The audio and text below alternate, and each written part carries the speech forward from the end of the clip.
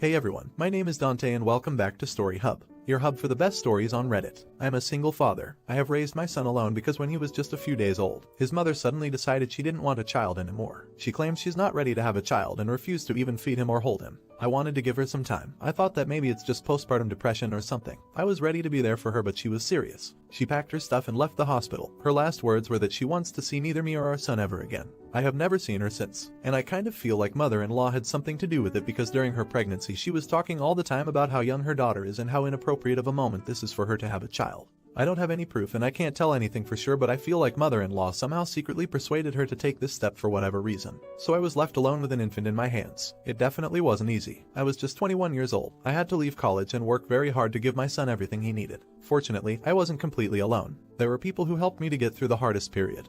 People who babysat him while I was working, who gave me advice on how to take care of a baby, and I'll be forever thankful to them. When he grew up a little, it became easier. I could send him to a kindergarten and work without asking people to take care of him while I'm not there. During all this time I hope to hear from his mother. I hope that she'll eventually come around and realize you can't just leave your child like a worthless piece of trash. But even though I had left her my contacts and she could call me or write me a letter or something, she didn't. I never heard from her. She never once used her rights to visit him. When he was little, he often asked me why did his mother leave him, why didn't she want him? And I didn't know what to answer because I always tried not to speak badly of his mother in front of him. Now my son is 25 years old. He's a hardworking, educated young man and I'm so proud of him, and I'm proud of myself that I was able to raise him to be a good person. We stopped talking about his mother a long time ago. It was his initiative. He was like, well, if she doesn't want to be with us, then it's her loss and there's nothing we can do about it. So recently mother-in-law appeared on our doorstep. Without a call, without any kind of notification, she was just there and she had come to visit her grandson. I couldn't believe my ears, and at first, I almost didn't recognize her, because so many years have passed after all. And she was behaving as if she was a caring grandmother who had come to see her grandchild like she does all the time.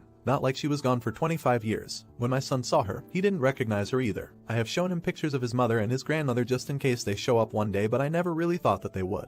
She ran up to him and hugged him just like a loving grandmother would, asking how he's doing and how big and beautiful he has become, and he pushed her away and looked kind of confused. I told him that it's his grandmother who randomly showed up to visit him, and he was like oh, and walked away from her. Mother-in-law didn't take this reaction very well. She looked at me and was like, what have you taught him if he doesn't even say hello to his grandmother? He's looking at me as if I'm a stranger. Haven't you told him about his mother and me or shown him our pictures? Well, technically you are a stranger, mother-in-law. He had never seen you in person, so why are you so surprised? You show up out of thin air after 25 years when he's all grown up and expect him to treat you with love. Isn't it kind of delusional? My son said, Dad did show me your picture, but I needed no picture, I needed you to be there for me. He was quite hateful with her, throwing question after question at her, and mother-in-law's responses were so incredibly narrow-minded. It looked like she wasn't expecting him to ask any questions. He asked her where his mother was and mother-in-law was like, oh, she's doing very well. She's living together with a great man and she has 2 nice kids. She has gotten over that misunderstanding about your birth. She was acting as if her daughter was the victim here, as if we were the ones who left her. He asked her why did his mother abandon him. Mother-in-law said, well, she was such a young girl. It would be crazy for her to have a child at that age. She had her whole life ahead of her and a baby would only be an obstacle. You must understand it. She didn't want to lose her freedom. Honestly, her daughter was older than me when our son was born. She was 24. I don't think it's too early to have a child. It's not like she was 14 or something.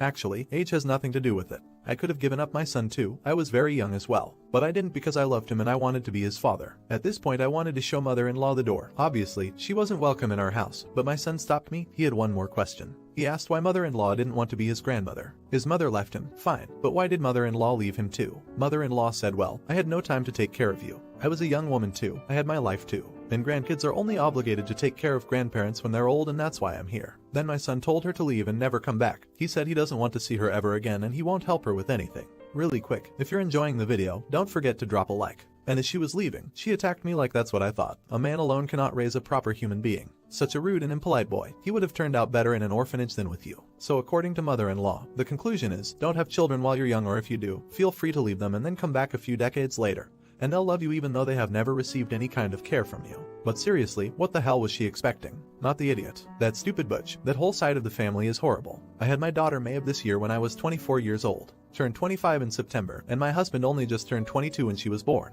You're absolutely right. It's not freaking 14 years old. You're an adult. Life happens. I could never ever imagine walking out on my daughter and husband like that. It's despicable. Frick them. You are a great father who raised a wonderful son. Not the idiot. I'm actually glad this happened. You kicked ass as a father and raised someone who sounds like a strong young man. This strong young man just got to see the difference between the father who raised him and the grandmother and mother who abandoned him for utterly ridiculous reasons. Well done, not the idiot. You probably already have, but just in case, it would be good to talk to him about this. Just an open talk where he can explain how he feels and where you can help him if he has any trouble coping with it. It may not seem like a big deal and that he's handled it really well, but it would still be good, just to make sure and to show that he can talk about these things with you. If he doesn't want to, don't press him or anything, just let him know you're there. Now for the next story. I, female 23, love my boyfriend, male 24, and have been dating him for about 2 years. He has always been really supportive, and our relationship is great, so when it came time for Christmas, I wanted to get him something really special. He has been complaining about his laptop for a while and has expressed the desire to upgrade to a newer model. I decided I would surprise him with a brand new laptop for Christmas. I wanted to get him the best laptop I could, so for the weeks leading up to Christmas, when he'd complain about his laptop, I'd take these opportunities to casually ask him which laptop he liked, what he wanted in a new laptop, and so on. The main problem he had with his laptop was the speed, so I thought it would be fitting to get him the same model that he had.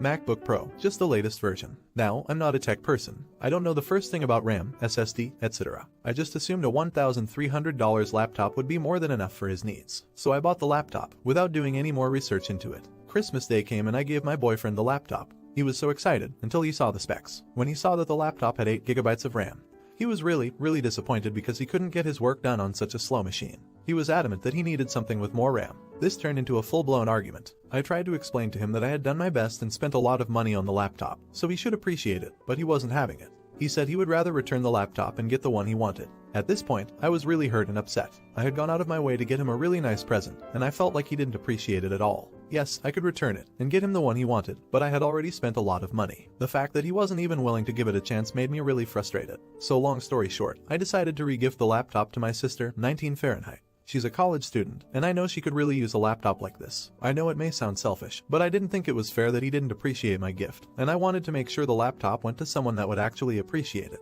My boyfriend is, to put it bluntly, pissed. He does not understand why I wouldn't just return it and get him the one he wanted and cannot believe I would do something so selfish when I know how much he needs a new laptop. I feel kind of bad, but at the same time, this wasn't cheap for me, and a little appreciation would have been nice. Am I the idiot? You're the idiot. Your boyfriend sounds like he was appreciative of your gift, but he needed a machine that can do what he needs it to. That's the risk of getting a laptop or something similar, cars, etc., without the involvement of the person you're buying it for. The correct action would have been returning the laptop and allowing him to put the money towards a machine that fits his needs. You're the idiot. You meant well, but your gift was not what he needed. You could have offered to return it and get a gift card to the computer shop so he could put the money towards something more expensive that fits his needs, but instead you threw a fit and gave it away. Think a little next time before you react. There's often another, more reasonable solution. You're the idiot who spends $3K on a laptop without even doing the research that it'll actually perform for its purpose. The effort was half-assed, and when he got upset you just gave his gift away. You should have returned it with your BF and he could have paid the difference to upgrade. My job got me a 8 GB RAM MacBook and they also had to upgrade because it didn't work for my needs. For some tasks 8 GB is useless.